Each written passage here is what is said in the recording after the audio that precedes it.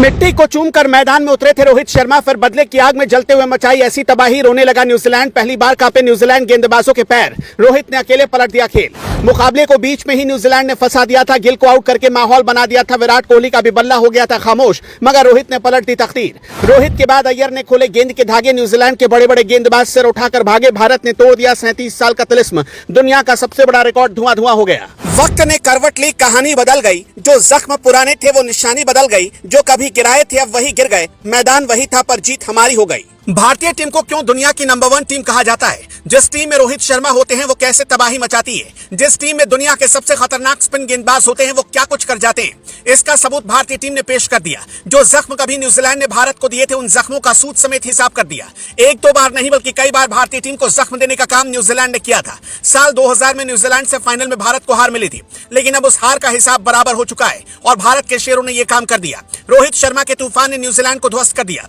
कैसे भारतीय टीम ने जीत की कहानी तैयार की, न्यूजीलैंड कैसे मुकाबले में फिसल गया, क्या कुछ ड्रामा मुकाबले में देखने को मिला, उसकी कहानी हम आपको वीडियो में बताएंगे। न्यूजीलैंड ने टॉस जीतने के बाद बल्लेबाजी करने का फैसला लिया, लेकिन शायद वो भूल गया कि भारत के पास वरुण चक्रवर्ती हैं। शुरुआत में भी कीवियों ने अटैकिंग अंदाज में भारत पर दबाव बनाने की कोशिश की। तेज गेंदबाज दबाव में आए और मामला ऐसा लग रहा था कि फंस सकता है। तो फिर क्या था? रोहित ने जबरदस्त कप्तानी करते हुए बिना देरी किए वरुण चक्रवर्ती को मैदान में बुला लिया। वरुण चक्रवर्ती जैसे ही गेंद के साथ आए उन्होंने पूरी कहानी को पलटने का काम कर दिया। विल यंग का विकेट निकालकर न्यूजीलैंड को पहला सदमा दिया। यहीं से लगातार विकेट का पतन न्यूजीलैंड का होता रहा और जो न्यूजीलैंड गहरी बल्लेबाजी के लिए जानी जाती है वो भारत के स्पिन के आगे ताश के पत्तों की तरह धराशायी होती चली गई। न्यूजीलैंड का कोई भी बल्लेबाज अपने कदम जमा नहीं पाया, क्योंकि भारत की तरफ से जबरदस्त गेंदबाजी हो रही थी। एक छोर से जहां वरुण चक्रवर्ती तबाही मचा रहे थे, वहीं दूसरी छोर से कुलदीप यादव अपने गेंद पर न्यूजीलैंड को नचा रहे थे। वहीं रविंद्र जडेजा ने भी कमाल की गेंदबाजी की और नतीजा क्या रहा? कीवी टीम 251 रन पर सिमट गई।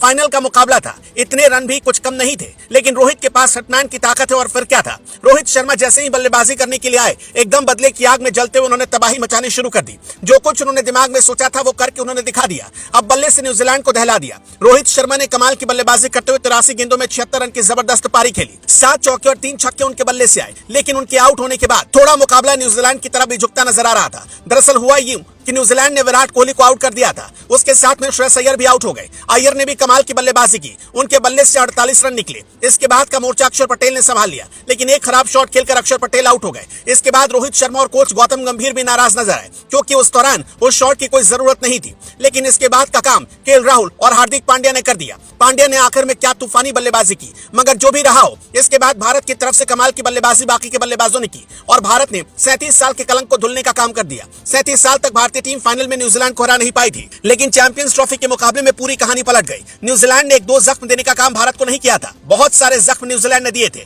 याद होगा कि घर में ही न्यूजीलैंड ने भारत को हराने का काम किया था। टेस्ट सीरीज हराने के बाद रोहित शर्मा का मनोबल टूटा था, लेकिन किसने सोचा था किस तरीके से घातक बदला भारत लेगा और न्यूजीलैंड को फाइनल में तबाह करेगा। जो कुछ भारतीय टीम के शेरों ने कहानी तैयार की थी उसको पूरा करने का काम किया। न्यूजीलैंड को फाइनल मुकाबले में धड़ाम करने का काम किया। इस जीत के साथ भारत ने चैंपियंस ट्रॉफी को अपने नाम करते हुए दुनिया को एक बार फिर अपनी ताकत दिखा दी। भारतीय टीम के प्रदर्शन पर आप क्या कुछ कहना चाहेंगे? कमेंट करके हमें जरूर बताएं।